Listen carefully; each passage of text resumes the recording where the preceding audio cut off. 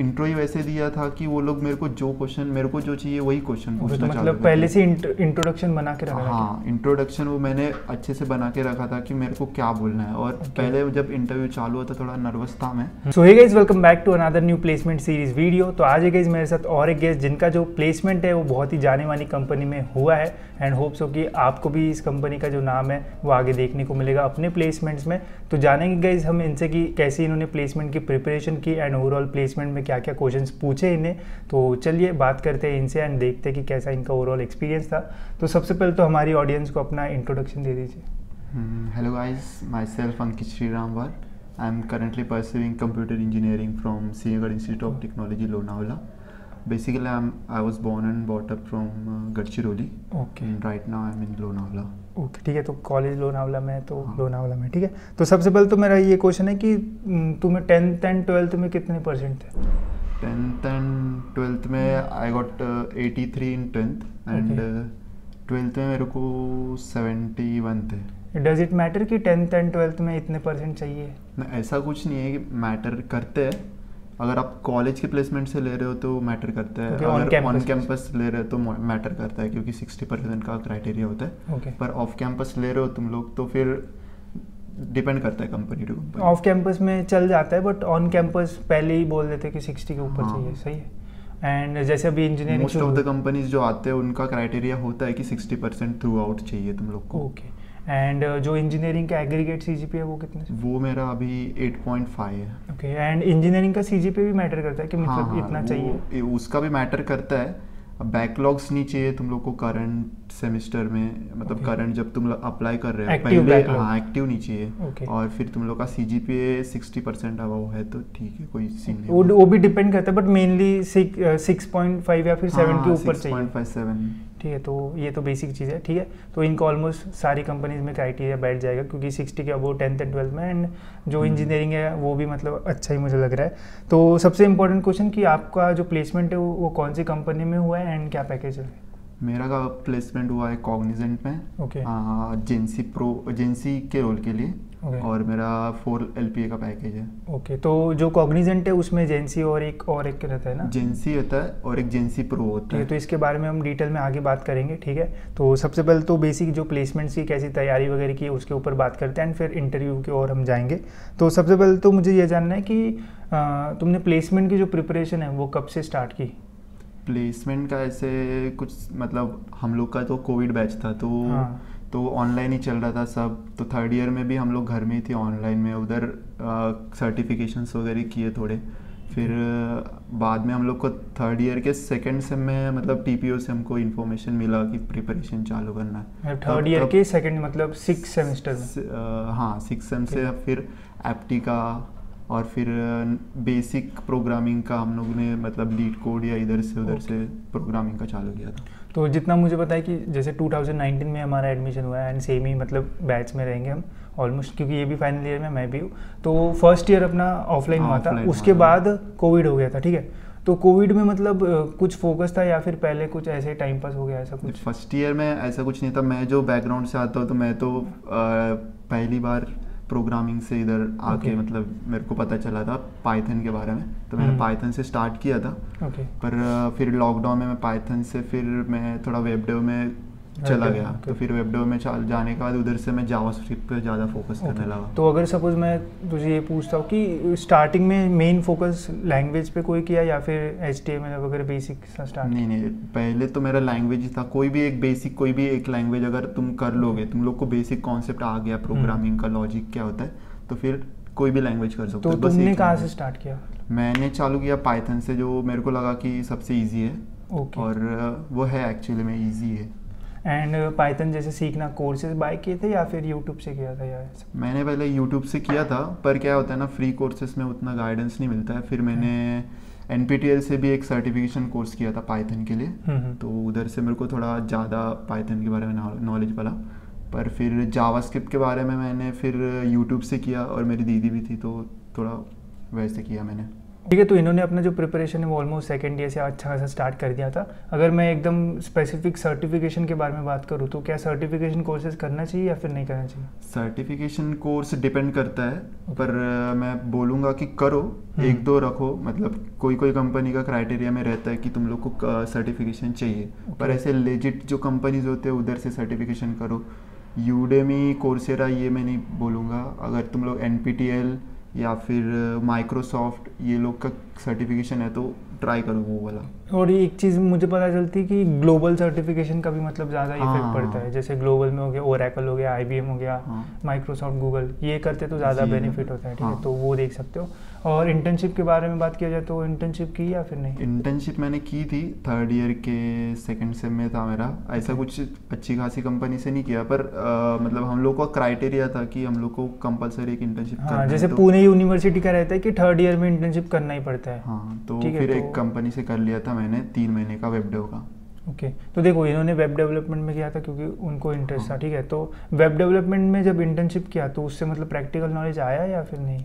हाँ आया, उससे बेसिक मतलब मैंने वो मतलब तब तक मेरे को सब कुछ आ जाता था, बस अभी वो इंटर्नशिप करना था, बस पेपर पे दिखाना था। पेपर पे दिखाना था, इसीलिए मैंने फिर वो किया था। उधर से जो सिखा रहे थे वो लोग, वो सब मैं पहले ही सीख चुका था। और सपोज जैसे तुम पढ़ रहे थे, जैसे पाइथन हो गया या फिर जावास्क्रिप्ट हो गया, तो बस पढ़ना जरूरी है या फिर उसके साथ इम्प्लीमेंटेशन जैसे छोटे छोटे मिनी प्रोजेक्ट्स वगैरह वो करना जरूरी है? वो ऑब्वियसली इम्पोर्टेंट है, क्योंकि पढ़ने से तुम लोग को कुछ नहीं आएगा। मतलब तुम लोग को समझ आ जाएगा कॉन्सेप्ट, पर एक्चुअल में तुम लोग जब करने जाते हो ना इम्प्लीमेंटेशन, तो प्रैक्टिकल में क्या होता है, तुम लोग के एरर्स आते हैं, एरर सॉल्व करोगे तो उससे तुम लोग का कैसे नॉलेज बढ़ता जाएगा। बस पढ़ोगे तो उससे कुछ नहीं होना। और सपोज मैं बोलूँगा कि तुमने मतलब बेसिक कौन से प्रोजेक्ट्स किए थे, जैसे मिनी प्रोजेक्ट की बात की जाए तो? मिनी प्रोजेक्ट में मैंने तो फर्स्टली एक ऐसे स्टैटिक पेज बनाया था, फर्स्ट जो मेरा तो प्रोजेक्ट। उधर से फिर मैंने एक कैलकुलेटर भी बनाया और एक टू डू लिस्ट बनाया, जिसमें मैंने फिर थोड़े फंक्शनैलिटीज़ ज़्यादा ऐड करे, जो मैं रिएक्ट से बनाया था टू डू लिस्ट। उसमें थोड़ा एडवांस थोड़ा प्रोजेक्ट था और फिर हो गया। इतना प्रोजेक्ट मैंने उतने खास किए नहीं, पर ऐसा भी हम लोग का था एक प्रोजेक्ट जो पूरा हम कर नहीं पाए थे, PBL का ग्रुप में था हम लोग का। तो देखो बेसिकली ट्राई करो कि मतलब मिनी प्रोजेक्ट्स तो भी करो, जैसे बहुत सारे कोर्सेज भी आते हैं 10 दिन के कि क्लोन बना लो, इंस्टाग्राम का क्लोन, तो ये सारे करोगे ना तो आगे जाके ज़रूर काम में आएंगे। ठीक है, तो इंटरव्यू के क्वेश्चन पूछने से पहले ये पूछ लेता हूँ कि अभी तक मतलब आपने कितने इंटरव्यूज़ दिए? मैंने अभी तक 2 इंटरव्यूज़ दिए हैं। मतलब मेरा TCS में हुआ था और कॉग्निजेंट में, दोनों में हुआ था। और एग्ज़ाम्स दिए मैंने, पर मतलब हो गए, मेनली 2 सिलेक्शन हो गए थे, TCS और कॉग्निजेंट में। ओके, फिर बाद में मेरे को चांस मिला नहीं, कॉलेज में था क्राइटेरिया की वजह से। तो अभी मतलब आपने कॉग्निजेंट ले लिया, TCS को छोड़ दिया ऐसा? ठीक है, तो अब बात करते हैं इस कॉग्निजेंट के इंटरव्यू के बारे में डिटेल में। ठीक है, तो सबसे पहले तो वो जेंसी और उसका मुझे थोड़ा डिफरेंस जानना है। जेंसी का कैसे हुआ था, वो लोग ने हम लोग का रिज्यूमे हम लोग ने सबमिट किया था कॉलेज में। तो वो कॉलेज उधर से शॉर्टलिस्ट होके आया था कि ये लोग जेंसी के लिए सिलेक्ट हुए, ये लोग जेंसी प्रो के लिए सिलेक्ट हुए। तो उधर से था हुआ। तो जो जेंसी का पैकेज है वो थोड़ा कम रहता है, जो प्रो का है वो ज़्यादा रहता है। उसका प्रो का मतलब 25,000 इंसेंटिव मिलता है, पर उनका एग्ज़ाम और हम लोग का एग्ज़ाम थोड़ा अलग होता है, बाकी सब सेम है। तो तुम्हारा जो इंटरव्यू हुआ था उसमें कितने फेजेस थे? हम लोग का मतलब 3 फेजेस थे, 3 राउंड और 3 राउंड्स थे। और पहला एप्टी का हुआ था हम लोग का, और फिर एक टेक्निकल इंटरव्यू हुआ था। नहीं सॉरी, उसके पहले एक ऐसे कुछ तो जनरल एबिलिटी का कुछ तो टेस्ट होता है, वो आया था ऐसा। और फिर इंटरव्यू हुआ था, फाइनल इंटरव्यू। तो सबसे पहले तो इसके पहले थोड़े पहले जाते हैं, क्या रेज्यूमे मतलब अच्छा बिल्ड किया तो मैटर करता है या नहीं, मतलब शॉर्टलिस्ट होने में? हाँ, रेज्यूमे एक्चुअली मैटर करता है। जो अभी मतलब रेज्यूमे है ना, प्रॉपर फॉर्मेट में चाहिए। जो मतलब तुम लोग ऑन कैंपस अप्लाई करते हो तो कैसा होता है, बहुत सारे बच्चे होते, तो वो लोग खुद से वो मॉनिटर नहीं करते, वो एक सिस्टम यूज करते हैं, ATS कुछ तो रहता है। तो उसमें तुम लोग का रिज्यूमे स्कैन होना चाहिए प्रॉपर से। अगर तुम लोग का वो प्रॉपर से स्कैन नहीं हुआ तो उसमें प्रॉब्लम आ सकती है। तो इसके लिए एक काम कर सकते हो, रिज्यूमे बनाने के बाद ऑनलाइन वेबसाइट्स होती है जहाँ पे हम स्कैन करके देख सकते हैं कि कितना इफेक्टिव है। तो 50 के ऊपर स्कोर वगैरह रहा तो अच्छा होता है। ठीक है, तो अब बात करते हैं इंटरव्यू के ऊपर। तो पहला जो राउंड हुआ था वो क्या था और उसमें क्या क्या था? पहला मेरा एप्टी का राउंड हुआ था। कुछ 180 मिनट्स का था मेरा पूरा। उसमें एप्टी के क्वेश्चंस थे, जनरल एबिलिटी के थे, इंग्लिश था, प्रोग्रामिंग के मतलब मल्टीपल चॉइस क्वेश्चन थे, ऐसा कुछ प्रोग्रामिंग सूडो नहीं कोड था, वगैरह था? सूडो कोड वगैरह थे पर वो मल्टीपल चॉइस क्वेश्चन थे, ऐसा कुछ हैंड्स ऑन नहीं था उसमें। और फिर बाकी जो एप्टी के क्वेश्चंस होते हैं रीजनिंग, तो ये एप्टीट्यूड वगैरह के लिए कुछ प्रिपरेशन किया था या फिर जनरल पहले से आता था? नहीं, मेरे को पहले से आता था एप्टी और थोड़ा बहुत प्रिपेयर किया था, मतलब प्लेसमेंट आ रहे तो उसके लिए थोड़ा प्रिपेयर किया था, पर पहले से भी मेरे को थोड़ा बहुत आता था। और अगर सपोज मैं पूछूं कि फर्स्ट जो एग्जाम हुई थी उसका डिफिकल्टी लेवल अगर पूछा जाए तो मॉडरेट था या फिर कैसा था? हाँ मॉडरेट था, एकदम टफ नहीं था, क्योंकि मैं इंग्लिश मीडियम से आया हूँ तो वो इंग्लिश तो मेरा पहले से ऐसे अच्छा था, तो थोड़ा मॉडरेट लगा मेरे को, मेरे हिसाब से मॉडरेट था। और एप्टीट्यूड के क्वेश्चंस? एप्टीट्यूड भी मॉडरेट था, उतना कुछ टफ मतलब ज़्यादा भी देखो, अगर कॉग्निजेंट में मतलब मुझे लगता है कि एकदम डिफिकल्ट रहेगा पेपर, मॉडरेट रहता है बट कैसा कि लेंथी पेपर रहता है। हाँ। तो थोड़ा मतलब एक्टिव रहना पड़ता है और अच्छे से सॉल्व करना पड़ता है। तो जो भी कंपनी एप्टी का टेस्ट लेती है ना, उन लोग का एप्टी इतना टफ लेवल पे नहीं होता जो मतलब कॉम्पिटिटिव एग्जाम्स में होता है, वो लोग का एप्टी मॉडरेट होता है, तुम लोग को बस लॉजिकल थिंकिंग। और अभी तो जनरली प्लेसमेंट्स में एप्टी बहुत कम हो गया, बहुत ही कम कंपनी लेती नहीं है, और हायर पैकेज में जाओगे तो डायरेक्ट 2 राउंड हो गए खत्म, ऐसा होता है। ठीक है,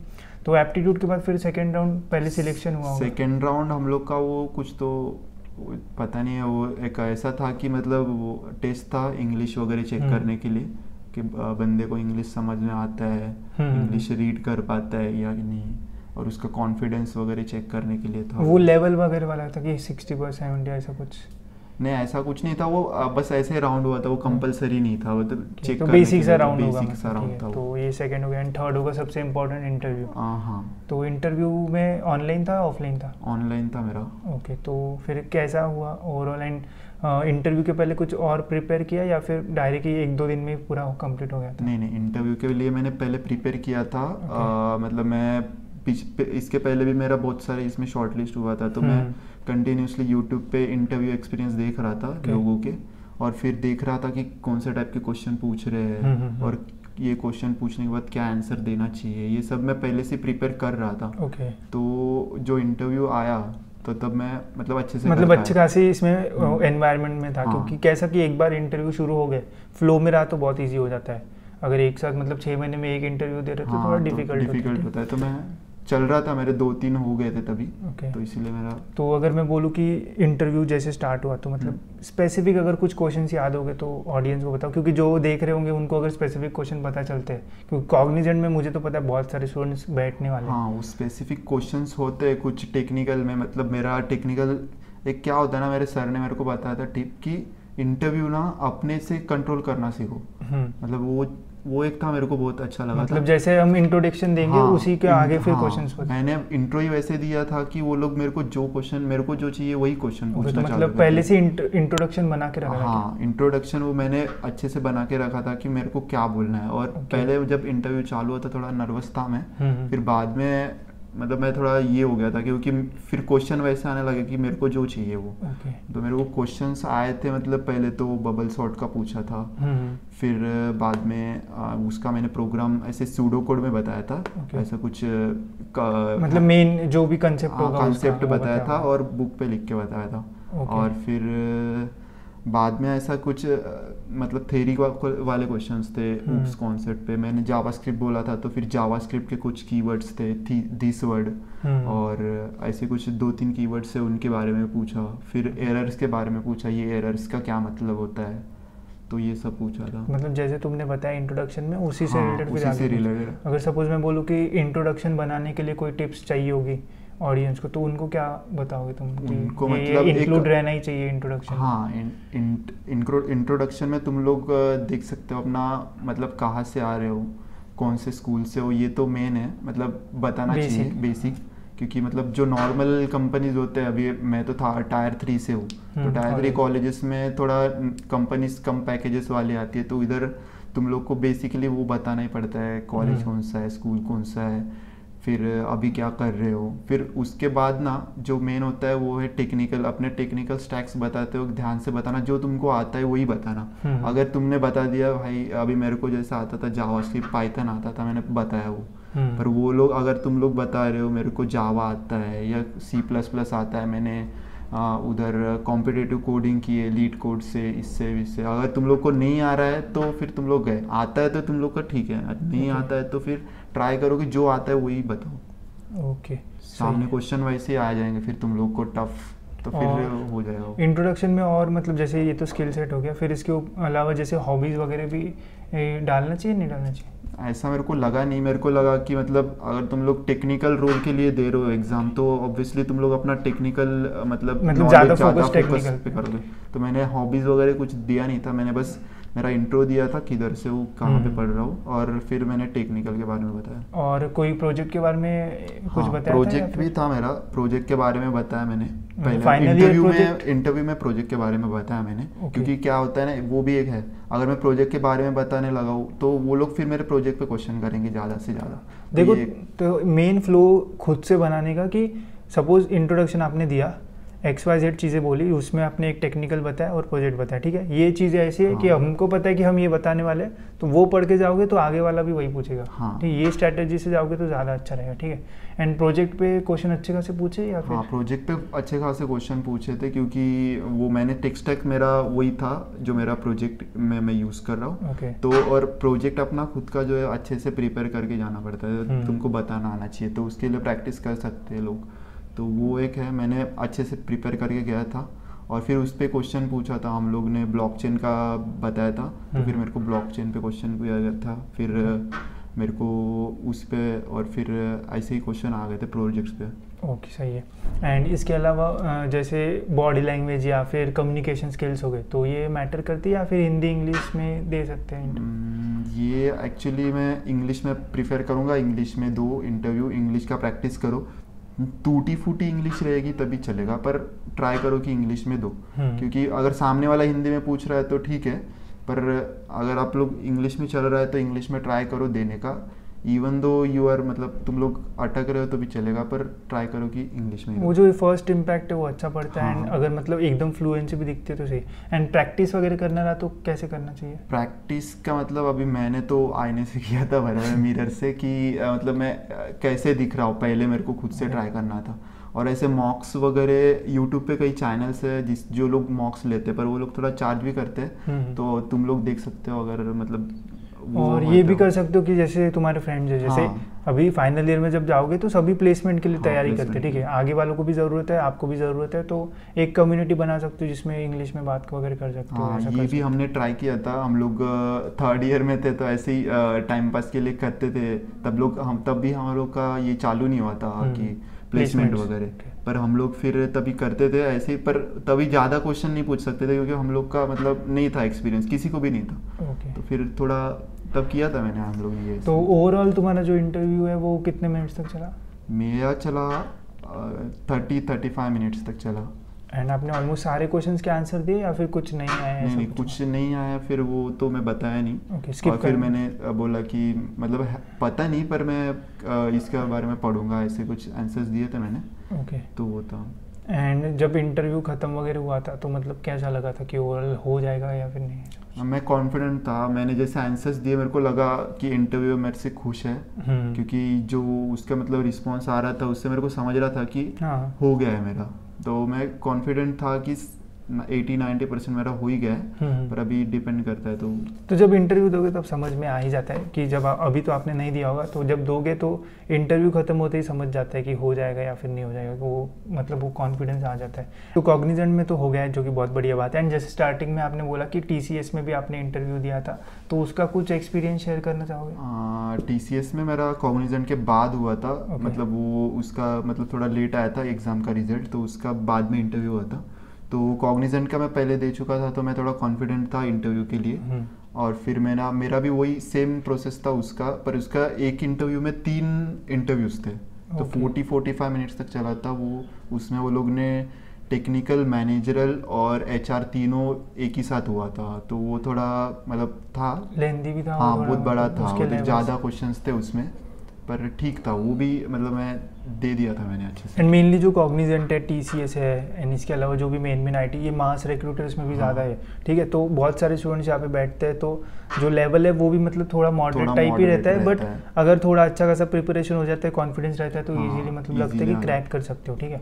और सपोज मैं ये पूछूं कि जैसे अपना इंजीनियरिंग का करिकुलम रहता है, तो क्या वो मतलब बहुत ज़्यादा मैटर करता है, या फिर अगर कम फोकस किया एंड प्लेसमेंट पे ध्यान दिया तो हो जाएगा ठीक ठाक? मतलब ऐसे रहता है, कुछ सब्जेक्ट्स होते हैं जिसपे ध्यान देना पड़ता है। DSA जो होता है वो एक है, और फिर ऊप्स जो है वो एक सब्जेक्ट है, और फिर ये दोनों मेन है। और CN का कुछ कॉन्सेप्ट पूछते हैं, कोई कोई कंपनी इस पे डिपेंड करता है वो लोग क्या पूछते हैं। पर ऊप्स DSA ये दोनों के मतलब तुम लोग को बेसिक अगर क्लियर रहना है तो तुम लोग टेक्निकल का तुम लोग का हो ही जाता है। टेक्निकल में तुम लोग फिर बस हैंड्स ऑन जो रहता है उसमें प्रिपेयर कर सकते हो। एंड बहुत सारे स्टूडेंट्स का क्वेश्चन रहता है, जैसे फर्स्ट ईयर होगा, सेकेंड ईयर होगा, कि कॉलेज वाले बोलते कि नहीं तुमको अटेंडेंस रहना ही चाहिए तभी जाके हम तुमको पास करेंगे, या फिर जैसे प्लेसमेंट में होता है कि ये करो तो भी तुम्हारा होगा, या फिर तुम पढ़ाई नहीं करोगे तो तुम्हारा प्लेसमेंट नहीं होगा। तो क्या ये ऐसा रहता है, या फिर मतलब वो बोलने की चीज़ें होती है? अटेंडेंस का रहता है, हम लोग को फर्स्ट ईयर में था 75 का। हाँ, मैंने बहुत किया था कॉलेज, 90% था मेरा फर्स्ट ईयर में अटेंडेंस। फिर बाद में तो कोविड लगा, तो कोविड में तो हम लोग ने ऑनलाइन किया, तो कुछ सीन नहीं था। पर अटेंडेंस का मेरे को नहीं लगता, वो कॉलेज टू कॉलेज पे डिपेंड करता है। अभी किसी कॉलेज में रहता है कंपलसरी, किसी में नहीं रहता है, और वो डिपेंड करता है तुम लोग को नॉलेज कितना है। एक इंटरव्यू में तुम लोग को थोड़ी देखेंगे कि तुम लोग कितना कॉलेज किया है। इंटरव्यू में कभी नहीं पूछेगा कि तुम्हारा अटेंडेंस कितना परसेंट है, ठीक है। तो सपोज अगर तुम इंटर्नशिप के लिए कॉलेज बंक कर रहे हो तो बहुत बढ़िया बात है, अगर तुम कुछ अच्छी चीज़ कर रहे हो उसमें बंक कर रहे हो तो सही है, ठीक है। बट तुम जाके कुछ कर ही नहीं रहे हो और अटेंडेंस भी नहीं है, लेक्चर भी नहीं, तो फिर कोई फ़ायदा नहीं है, ठीक है। जो अगर कॉलेज नहीं कर रहे हो तो साइड बाय साइड तुम लोग उसके रिलेटेबल कुछ कर रहे हो। मतलब तुम लोग को अगर एग्जाम में भी पूछता है उसके क्वेश्चन, तुम लोग कॉलेज नहीं जाके भी फिर उसको आंसर कर सकते हो। तो मतलब वो है कि इधर टाइम तुम लोग नहीं कर रहे हो तो इधर टाइम दे रहे हो, दूसरे को टाइम दे रहे हो, पर अच्छे काम के लिए टाइम दो। ओके, एंड तो ये तो हो गया कि जिनका पूरा ऑलमोस्ट इंजीनियरिंग का पूरा मतलब आपने बता दिया सब सारी चीज़ें, एंड इंटरव्यू का भी बता दिया। एंड अगर मैं बोलूँ कि सपोज सेकेंड ईयर या फिर थर्ड ईयर के स्टूडेंट्स देख रहे होंगे अपना वीडियो, तो उनको तुम क्या बोलोगे कि सेकेंड ईयर या फिर थर्ड ईयर में क्या चीज़ें करना शुरू कर देना चाहिए ताकि आगे प्लेसमेंट में जाके बहुत हेल्प हो जाए? सेकेंड ईयर में अगर कोई बंदा सेकेंड ईयर में, थर्ड ईयर में, तो कोई नहीं, अभी तुम लोग बस इस पे ध्यान दो कि तुम लोग के बेसिक्स क्लियर है। कंप्यूटर इंजीनियरिंग में हो तुम लोग या IT में हो तो तुम लोग ध्यान रखो कि तुम लोग का बेसिक क्लियर है। DSA का बेसिक क्लियर है, ऊप्स का बेसिक्स क्लियर है। और ये थर्ड ईयर में जब तक है तुम लोग, तो तुम लोग को एक तो भी प्रोग्रामिंग लैंग्वेज आना चाहिए। सेकेंड ईयर में तुम लोग ट्राई कर सकते हो चालू करना, सेकेंड ईयर के सेकेंड सेम से तुम लोग कुछ इंटर्नशिप देख सकते हो ऑनलाइन वगैरह, लिंक्डइन से, इंटर्नशाला से। पर ऐसा मैंडेटरी नहीं है इंटर्नशिप करना ही है, पर एक कॉलेज के लिए, हम लोग के कॉलेज में था मैंडेटरी, तो हम लोग ने किया था। पर तुम लोग के पास नॉलेज होना चाहिए। नॉलेज जो सामने वाला तुम लोग को क्वेश्चन कर रहा है तो ऑब्वियसली तुमको आंसर आना चाहिए। इस तरह से तुम लोग प्रिपेयर कर सकते हो। कोई भी अगर सेकेंड ईयर में है तो ट्राई करो कि कोई एक प्रोग्रामिंग लैंग्वेज सीखो, मतलब स्टार्ट तो कर दो, ठीक है। धीरे धीरे भी देखो, एक सेम में अगर आधा लैंग्वेज भी मतलब C++ का आधा भी कंप्लीट करोगे, आधा बाद में करोगे तो बहुत है, ठीक है। किसी को लगता है कि नहीं यार मेरे को एक महीने में पूरा सीख लेना है, ऐसा नहीं है। ऐसा नहीं, थोड़ा थोड़ा ही सीखो, बट थोड़ा थोड़ा सीखोगे तो उसको कंटिन्यू रखो, जो कि बहुत अच्छा है। हाँ, एक रखना कि मतलब जो होता है ना, डिसिप्लिन चाहिए। तुम लोग रोज आधा एक घंटा भी दे रहे हो ना तो सफिशिएंट इनफ है, और आधा एक घंटा अगर तुम लोग नहीं दे पा रहे हो तो फिर तो क्योंकि जितना मैंने भी अगर आधा भी 15 मिनट भी अगर आप रोज एक चीज़ सपोज शुरू कर दिए, उसको आप कंटिन्यू करोगे ना तो आपको आदत लग जाएगी, ठीक है। बट बीच में कैसा होता है कि आप छोड़ देते हो, कोर्स ले लिया, 10% हुआ, 20% हुआ, छूट जाता है। And maximum to maximum students यही करते हैं कि कोर्स ले लेते हैं, बीच में छोड़ देते हैं, फिर दूसरा कोर्स लेते हैं, ऐसे ही होता है, ठीक है। तो कोर्स ले रहे हो तो पूरा ट्राई करो, कंटिन्यू करो, एंड धीरे धीरे भी होगा, चलेगा, बट चीज़ें आप सीखते रहोगे, ठीक है।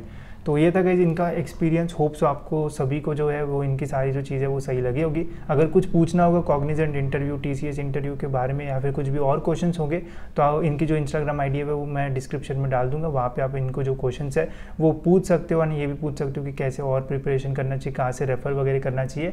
हो सकता है कि आपको ये और अच्छी जो इन्फॉर्मेशन है वो दे दें, ठीक है। तो इस वीडियो में इतना ही गाइस। होप्स आपको वीडियो इन्फॉर्मेटिव लगा होगा, एंड ऐसे ही प्लेसमेंट से रिलेटेड इंटरव्यूज देखने के लिए चैनल को सब्सक्राइब जरूर से कर लेना, ताकि आपको टाइम पे सारे वीडियोस के जो नोटिफिकेशंस है वो मिलते रहे।